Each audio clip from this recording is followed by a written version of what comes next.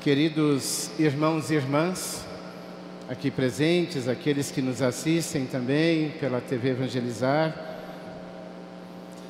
O tema da nossa liturgia de hoje fala muito a respeito do que é ser cristão de fato. Quando façamos, aliás, melhor dizendo, uma pergunta: o que é ser cristão e que tipo de cristão eu sou? Qual é a resposta que eu dou a Deus? Se Deus neste momento estivesse perguntando no seu coração: que cristão você é? O que você diria a Deus neste momento? Ou seja, que tipo de atitude você demonstraria para mostrar que você é cristão? Ou melhor dizendo, alguém consegue reconhecer em você, irmão e irmã, um bom cristão, uma boa cristã?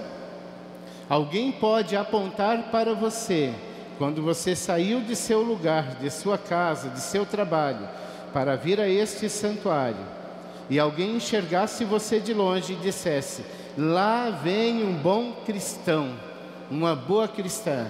O que esta pessoa estaria enxergando como virtudes em você a serem reconhecidas? É uma pergunta um tanto séria para nós, né? Porque se ninguém reconhece em nós que nós somos bons cristãos, né? Ou pessoas que conseguem levar adiante as virtudes cristãs, algo sério está acontecendo.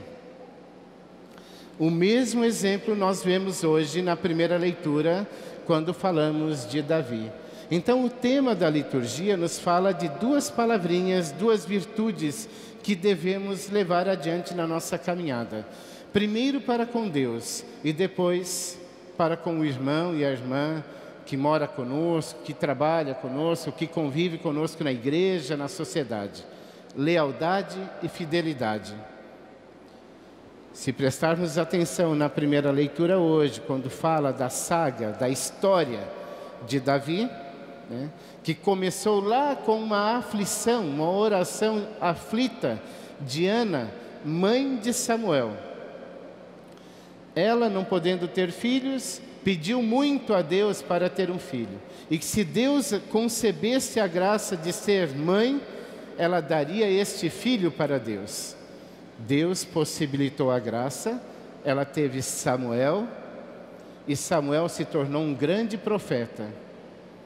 E Samuel, orientando todo esse povo, é que está dando toda a nossa compreensão das leituras dessa semana, por exemplo. E agora estamos conhecendo um pouco mais a história de Davi. Foi Samuel que ungiu Davi a pedido de Deus, né? E Davi está sendo reconhecido pela sociedade de sua época, e ao ser reconhecido pelo seu jeito de ser, também coloca a pessoa de Deus para todos naquela sociedade, nas pessoas com quem ele convivia, enfim. Davi, na história de hoje, na primeira leitura, perseguido por Saul, tem a oportunidade de se vingar dele. Saul era rei, né? Mas estava um pouco enciumado com algumas situações que estavam acontecendo.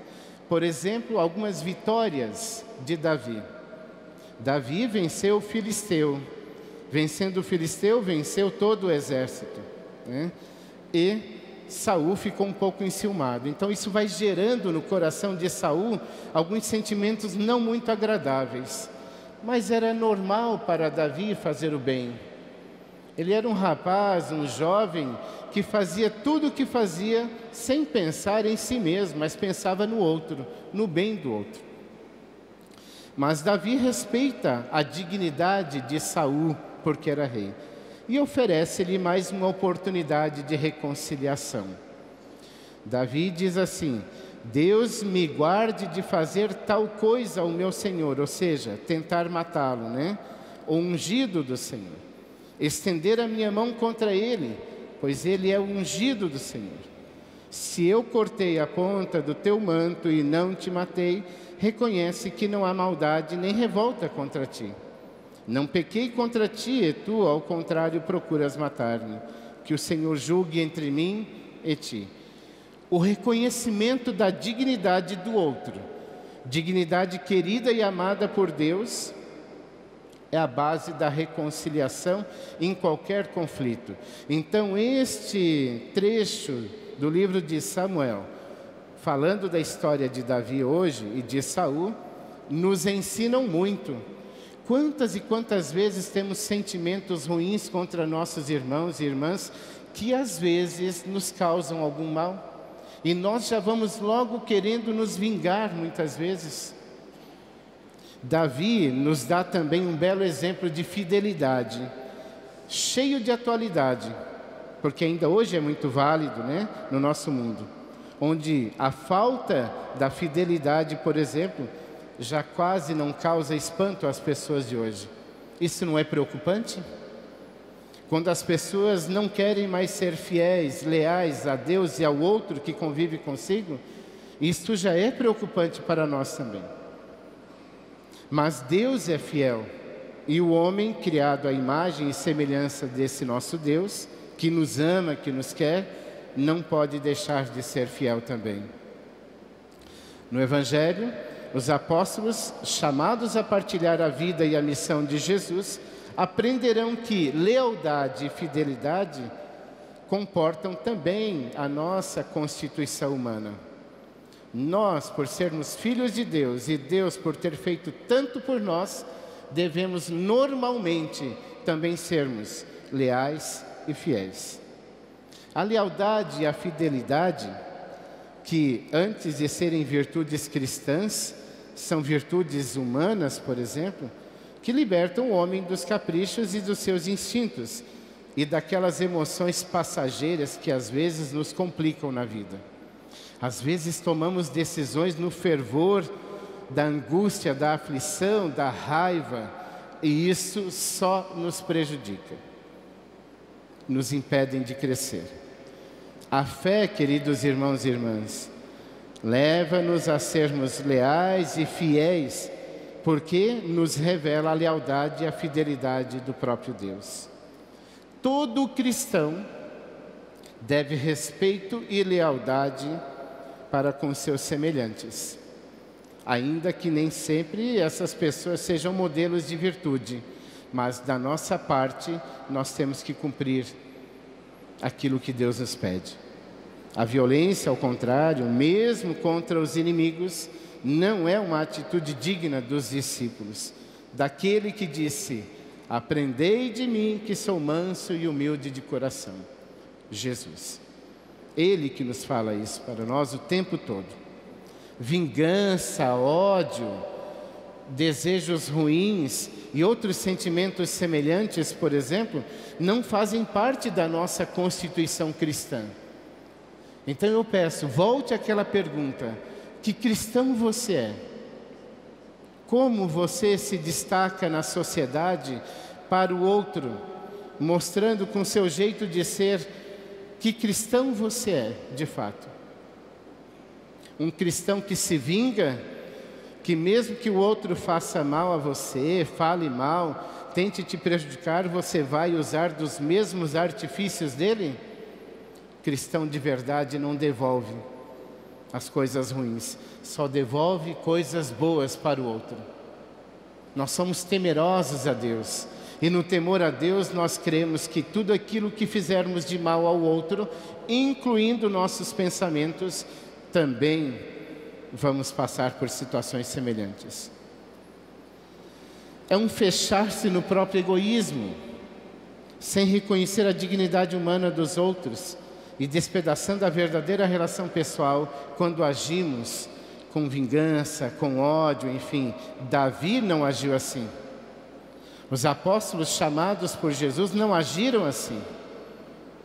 Ao contrário, assumiram a sua missão e levaram adiante até o seu último segundo de vida, doando a sua própria vida. Foram quase todos martirizados em nome de uma causa maior chamada Jesus. Um projeto de Deus. Eu li um pequeno pensamento num livro há poucos dias que dizia assim, e que tem uma íntima ligação com a história de Davi e Saul e com o chamado especial que Deus nos faz. Às vezes, queridos irmãos e irmãs, Tentamos abrir uma porta, forçando essa porta. A chave não entra, ela está emperrada, forte, enfim. Mas, na verdade, é que se uma porta se fechou em nossa vida, devemos parar imediatamente de abri-la. Sabem por quê? Porque às vezes não é a porta que Deus quer que a gente passe. Não era essa a sua porta, se ela realmente não abre. Não tente forçar aquilo que não abre, insistindo, insistindo. Pare, não abre mais essa porta. Porque quando insistimos demais, não enxergamos do nosso lado e não percebemos que há tantas outras portas para podermos abrir com mais facilidade. Não tente forçar aquilo que não abre. Uma porta fechada é uma bênção, tanto quanto uma porta aberta na nossa vida. Nem todas as portas são feitas para que se entre, nem toda oportunidade é sua, nem toda oportunidade é nossa. Deus nos dá outras possibilidades. Lembremos-nos, não importa como você está hoje, saiba que Deus não te criou para ficar parado, estacionado no mesmo lugar. Ele tem algo maior e melhor para você. Não foi isso que Davi fez? Não desistiu, buscou reconciliar-se com Saul o tempo todo, mesmo Saul tendo aqueles sentimentos ruins contra ele. Quando sentir necessidade, quando sentir-se só neste mundo, abandonado, embora Deus não nos abandona jamais, faça como Jesus, que precisava tomar grandes decisões em sua vida.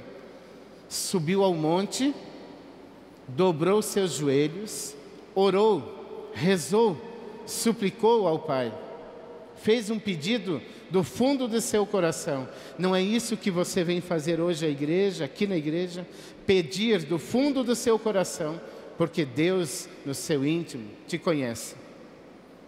Deus dá todas as graças necessárias para quem é fiel e leal. Ele não nos abandona. Ele não nos deixa órfãos neste mundo. Deus é nosso Pai. O ser humano pode nos abandonar, mas Deus nunca nos abandona. Gravem isso em seu coração. Deus não nos abandona, porque Ele é nosso Pai. Ele conhece o nosso coração. Peça, ore, mas tenha a dignidade de dobrar o seu joelho diante dEle também, porque Ele sabe o que se passa no seu íntimo. Uma breve oração que sintetiza toda essa liturgia de hoje, as leituras e aquilo que partilhamos aqui. Senhor meu Deus, que em Jesus Cristo reconciliaste o mundo contigo, dá-me um coração leal e fiel, um coração disponível e generoso que faça de mim um profeta e servidor da reconciliação. Obrigado pelo exemplo de Davi, que leal e fiel a Saul, seu rei, que o persegue, lhe oferece um gesto de reconciliação. Obrigado, sobretudo, pelo exemplo de Jesus, que ao morrer pela salvação do mundo, oferece o perdão àqueles que o matam. Faz-me caminhar na mansidão e na humildade, conforme o desejo do coração de Jesus, teu Filho, para que me torne arauto e obreiro da unidade, pela qual rezou e ofereceu a si mesmo na cruz. Amém. Seja louvado nosso Senhor Jesus Cristo. Para sempre seja louvado.